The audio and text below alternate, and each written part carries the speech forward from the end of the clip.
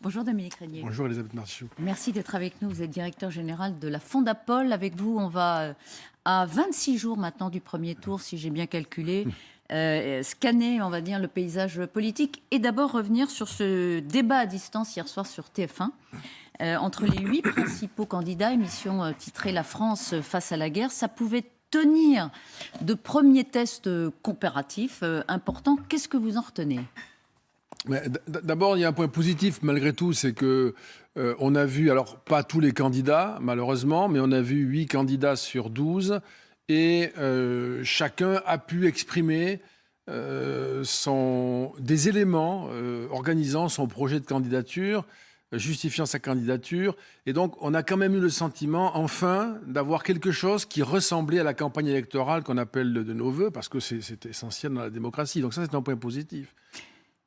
Et est-ce que ça a permis de vraiment aux candidats se positionner les uns par rapport aux autres ? Non, là c'est la grande difficulté et la frustration même, parce que l'absence d'interaction, de discussion, de critique même entre des candidats fait qu'on ne peut pas véritablement juger en tant que téléspectateur si telle ou telle proposition est crédible, a du sens. Par exemple, on a beaucoup insisté chez différents candidats sur le blocage des prix pour faire face à la montée des prix consécutivement, notamment à la crise internationale. On ne sait pas comment ça marche, le blocage des prix. C'est une espèce de magie. On fait référence au code du commerce, mais en réalité, les prix, c'est la valeur des matières premières qu'on achète, plus le travail que l'on y investit. Donc, comment on fait pour bloquer les prix ? Ça n'a pas été expliqué. Et ça ressemble du coup à une sorte de discours un peu éthéré, irréel, où il serait simplement possible de décider que les prix n'augmentent pas et ils n'augmenteraient pas. Ça ne marcherait qu'en France, puisque ça ne se produit pas dans un monde normal. Ça. Alors, on pourrait dire que dans une campagne électorale, il y a toujours des propositions plus ou moins démagogiques, plus ou moins réalistes. Là, on est dans un contexte très particulier. Vous dites... c'est un débat éthéré. On est sur fond de guerre en Ukraine, quand même. Oui. Donc, mais précisément, Elisabeth Martichoux, moi, ce qui m'a un peu étonné hier, c'est on n'est pas resté au fond, très concentré sur cette crise internationale, sur cette guerre provoquée par l'invasion de l'Ukraine par la Russie. Au fond, quel est le discours qui dessine le monde dans lequel nous entrons ? C'est comme si nous faisions l'hypothèse que cette guerre ne va pas durer très longtemps et que très vite on va revenir au monde familier. Ça, c'est une sorte de réflexe que nous avons, qui n'est pas d'ailleurs très rassurant sur notre état d'esprit collectif et notre classe politique. Pardon, je ne comprends pas parce qu'on entend beaucoup, il n'y a pas de campagne. Il n'y a pas de campagne parce qu'il y a l'Ukraine qui écrase absolument tout et qui devient le sujet. Et du coup, on ne peut pas vraiment juger les candidats sur la proposition de ce qu'ils feront une fois arrivés à l'Élysée. Et vous nous dites, mais on ne parle pas assez de l'Ukraine. Non, c'est-à-dire que nous dit l'Ukraine de notre condition C'est ce que les candidats là, devraient prendre en charge. La politique, on ne la choisit pas. On ne choisit pas les événements. On s'y adapte. C'est comme ça, c'est depuis toujours. Et c'est ça, l'art politique. Là, nous avons des candidatures à prolonger une fonction pour le président sortant ou bien à y accéder pour les compétiteurs. Mais que nous disent-ils du monde dans lequel nous entrons ? Quelle est leur vision ? Je prends un exemple, Elisabeth Martichoux. La crise migratoire, moi je lis ici ou là que finalement c'est plus un sujet, mais ça va devenir considérable. Non seulement parce qu'il y a la gestion des flux de réfugiés qui sont provoqués par la crise en Ukraine, mais parce que, comme d'ailleurs il était dit dans l'émission précédente ici même, la question du prix des matières premières et en particulier des céréales, nous le savons, va provoquer en Afrique du Nord, en Afrique subsaharienne, au Proche et au Moyen-Orient, des difficultés considérables pour accéder tout simplement à l'alimentation et que ça provoquera aussi le grand mouvement migratoire. Que nous disent les candidats à ce sujet ? Moi, je n'ai rien entendu. Et nous allons avoir à gérer tout cela. Les formes de souveraineté que nous n'avons pas, nous les Français, sanitaires, informatiques, militaires. Précisément, on en parle plus que de sujets migratoires comme on en a parlé à l'automne dernier. On parle de la place de la France dans l'Europe, on parle de la puissance de l'Europe, de plus ou moins de souveraineté, de retrouver une indépendance énergétique. Est-ce que ça n'est justement pas de cela dont on parle plus qu'on en aurait parlé dans une campagne sans guerre? Moi, si vous voulez, je suis frappé par la symétrie parce que cet événement, la guerre en Ukraine, cet événement est majeur, donc il conditionne notre présent et notre futur, à n'en pas douter. Et au fond, nous n'avons pas encore, peut-être que ça va venir, de propositions sur la manière de réarmer la France, la manière de retrouver notre souveraineté européenne et française, et singulièrement sur le plan des moyens financiers. Est-ce qu'il n'y a pas un paradoxe dans le fait que finalement, il y a une très forte incertitude sur le plan extérieur et sur le plan intérieur, il y a comme une perspective de reconduction de statu quo à l'Élysée. Vous voyez ce que je veux dire? Oui, bien sûr. Beaucoup d'incertitudes avec la guerre, on ne Bien sait sûr. pas où on va. Et puis, ça favorise la reconduction éventuelle d'Emmanuel Macron. Est-ce que Oui, c'est oui. paradoxal? Non, c'est cohérent. C'est cohérent. Vous avez raison d'interroger sur la relation. C'est cohérent. La raison, elle est double. Elle n'est pas simple, hein. La raison, elle tient au fait, bien sûr, qu'il y a une sorte de ralliement au chef, ralliement au drapeau. Il n'est pas temps de prendre des risques ou de semer le trouble dans un moment aussi compliqué, aussi dangereux. Ça, c'est quelque chose de fondamental. Mais il y a une deuxième raison, c'est la faiblesse des compétiteurs. C'est ça aussi qui crée cette situation. Voilà 10 ans pour la droite, 5 ans pour la gauche que des compétiteurs auraient pu être préparés.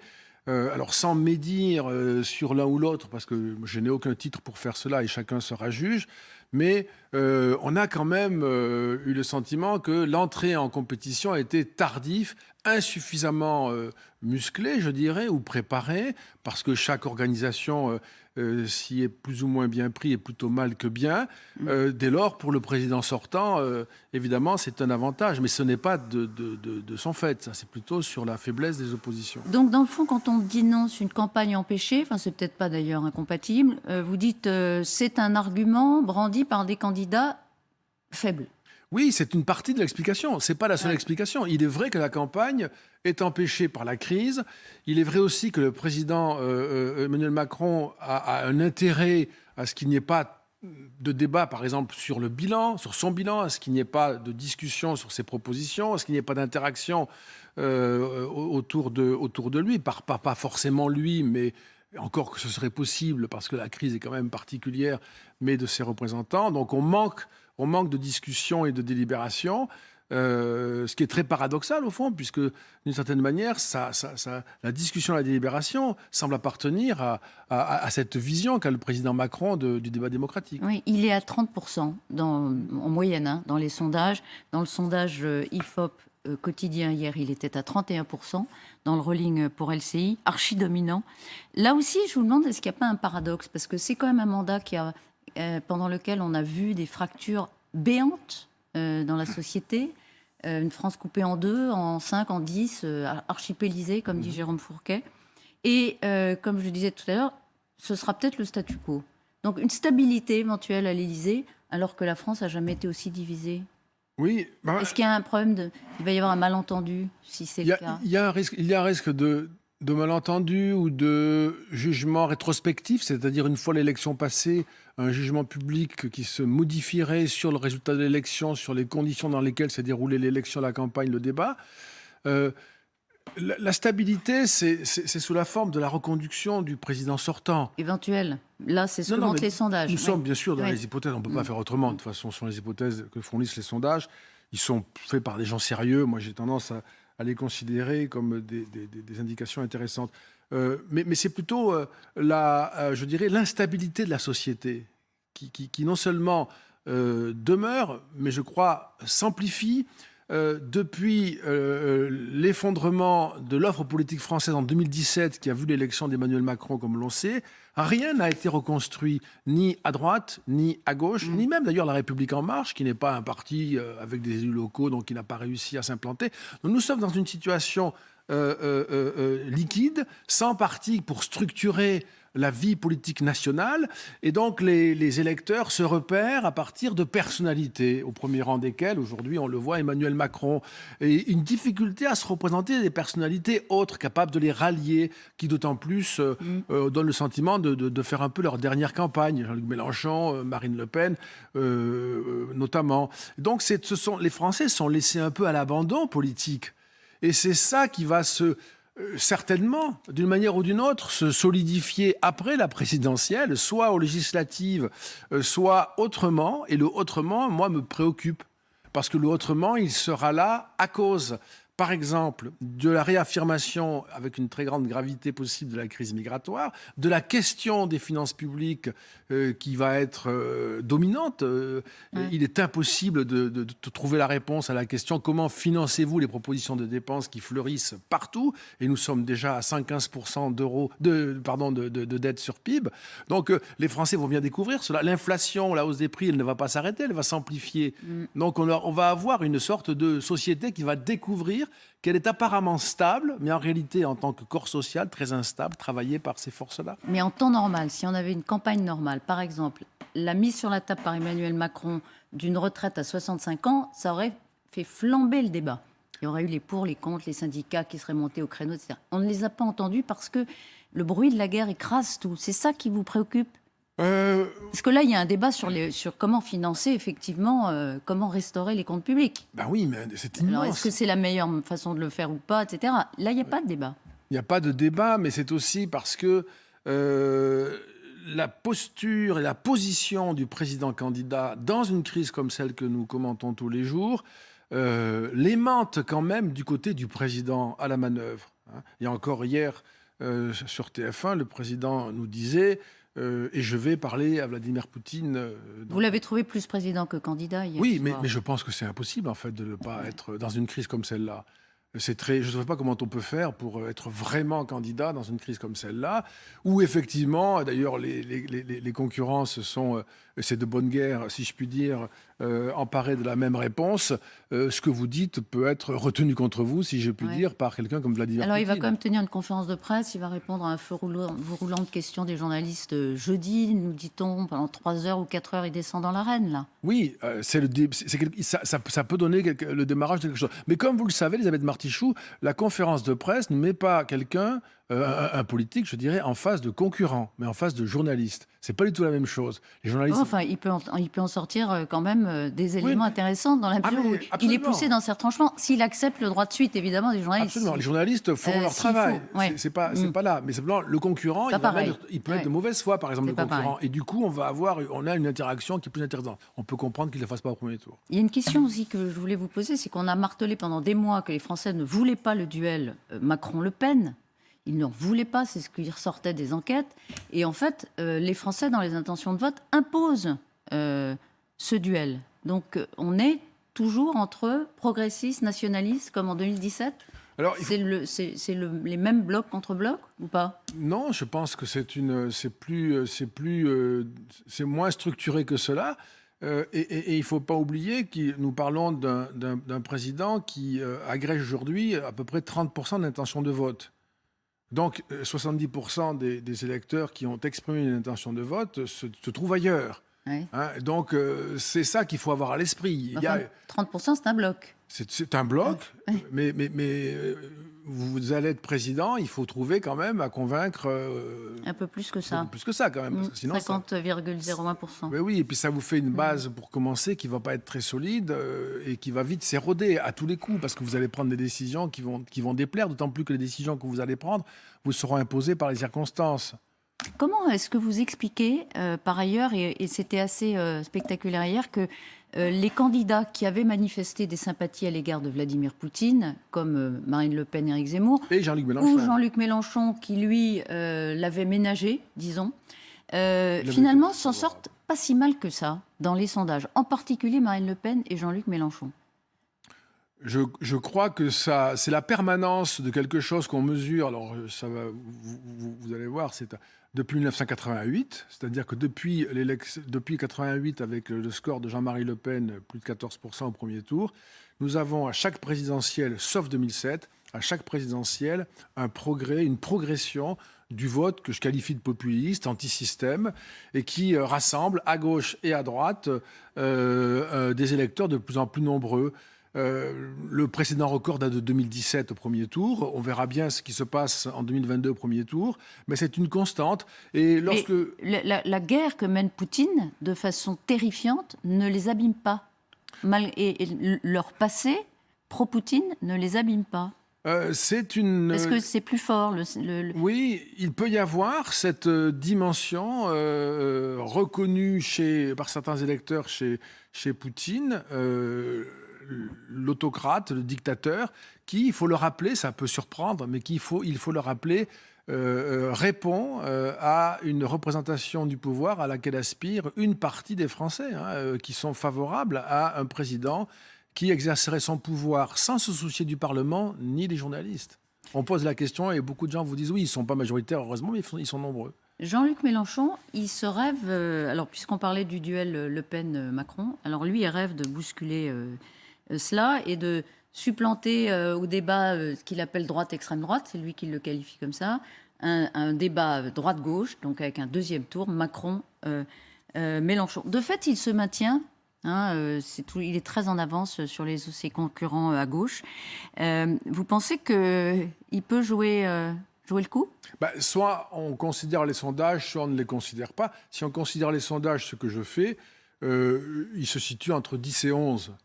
Bon, Marine Le Pen est à 18. On peut dire que peut-être Jean-Luc Mélenchon sera au second tour parce qu'on n'en sait rien, mais aujourd'hui, il est entre 10 et 11. Et donc, aujourd'hui, il n'y est pas du tout. Il a bien sûr, lui, intérêt à laisser penser que c'est possible. Il est à 11,5, mais surtout, dans tous les sondages, il grignote quand même. Donc, il reste 26 jours pour aller... On l'a vu un peu, mais dans d'autres, il a reculé. Donc, enfin, ça me paraît... en tout cas, ça ne me paraît pas aujourd'hui quelque chose que l'on peut observer de façon sérieuse. Ça a pu se produire, mais à peu près tous les candidats ont eu leur petite poussée. Maintenant, c'est l'intérêt du candidat, évidemment, et de son entourage, de laisser penser qu'il y a une dynamique. Le débat Éric Zemmour-Valérie Pécresse a été critiqué, mais il a eu le mérite d'exister. Oui, moi, Et qu'est-ce qu'il a révélé, dans le fond ? D'une certaine manière, on ne s'attendait pas à une telle pugnacité de Valérie Pécresse, qui avait été jugée sur ses dernières prestations, de manière plutôt défavorable. Et puis, une fragilisation confirmée de la candidature d'Éric Zemmour, qui, dans le détail, mais ça, vous voyez, c'est exactement ça, Elisabeth Martichoux, c'est le merveilleux de l'interaction. Lorsque vous avez un contradicteur, souvent votre cohérence apparente, elle se défait parce qu'on vous pose des questions, on vous oppose des idées qui se contredisent, ou bien on fait appel à ce que vous avez dit précédemment. C'est beaucoup plus compliqué. Et là, on a vu dans l'interaction que pour Éric Zemmour, c'était plus compliqué. Je ne sais pas s'il a gagné ou perdu, parce que chacun sans doute a un avis là-dessus, mais en tout cas, il n'avait pas cette superbe qu'il avait jusque-là, où il semblait avancer sans pouvoir être ni ralenti et encore moins stoppé. Et de son côté, Valérie Pécresse, qui avait tout à perdre dans cette affaire, elle aurait été dominée, c'était quand même très compliqué pour elle, finalement a ferraillé jusqu'au bout et a pu le mettre en difficulté, même si le ton, j'ai bien noté qu'on avait vu cela, le ton était véhément de part et d'autre, mais ça... en faisant appel à mes souvenirs de débats auxquels j'ai assisté comme téléspectateur dans le passé, j'ai souvent trouvé que les débats politiques étaient dans les campagnes électorales très véhéments. C'est pas du tout une nouveauté. Emmanuel Macron ne débattra pas pour l'instant, c'est en tout cas ce qu'il dit. Vous pensez que ça va être un handicap pour lui ou pas? Moi, je pense... Alors, je comprends l'argument. Finalement. Je comprends l'argument, par exemple, notamment de dire aucun de mes prédécesseurs ne l'a fait. Mais je pense qu'il devrait considérer la situation dont nous avons parlé depuis le début de l'entretien, Elisabeth Martichoux, c'est-à-dire que c'est une crise très grave qui oblige à ne pas faire quasiment campagne, et donc dans ces conditions, y compris pour que son quinquennat, s'il était réélu, ne soit pas trop difficile, il y a besoin d'une interaction avec des candidats, parce que c'est démocratique, tout simplement. Mais ça pourrait être avec certains candidats. Ce serait ça la démocratie, de ne débattre qu'avec quelques candidats choisis qui constituent le haut du panier dans les sondages, par exemple. Ça vous semblerait possible? On pourrait au moins imaginer qu'ils débattent avec les candidats qui ont été hier invités à participer à l'émission de TF1. On pourrait idéalement le voir participer à une discussion ordonnée par les journalistes, avec l'ensemble des 12 candidats. Ce serait un très beau moment démocratique dans un contexte historique dramatique qui replacerait quand même le scrutin au cœur de notre vie nationale. Mais pourquoi? Il est à 30% sans faire campagne. Alors, c'est pas... Pourquoi il le ferait, il se soumettrait à cette difficulté? Parce que c'en est toujours une, on ne sait jamais comment ça se passe. Vous avez raison, c'est un risque. Il a souvent dit qu'il voulait prendre son risque. Ouais. C'est parce que nous sommes une démocratie fragile, qu'il y a contre l'Ukraine un régime tyrannique qui, évidemment, le président lui-même d'ailleurs, veut sans doute la fin des démocraties, et qu'une bonne façon de revigorer la démocratie française, en particulier quand on est le chef de l'État, c'est de montrer qu'on y prend une part active, et ça ne ferait, je pense, que renforcer sa position. Et pour l'après, pour le quinquennat, ce serait sans doute un élément extrêmement important. Donc si vous entendez défendre la démocratie, puisqu'il l'a dit hier, il n'a pas voulu parler d'un président dictateur, il a dit « moi, je ne veux pas insulter Poutine, je veux défendre les démocraties ». Au nom de la défense de la démocratie, vous dites, Monsieur le Président, candidat, acceptez de débattre même si vos prédécesseurs ne l'ont pas fait. Oui. On est dans une situation telle exactement, que ça s'impose. Où la démocratie est menacée, on le sait, et en particulier la fragilité de la démocratie française. Merci beaucoup, Dominique Régnier, d'avoir été ce matin sur le plateau de LCI. Bonne journée à vous. Merci.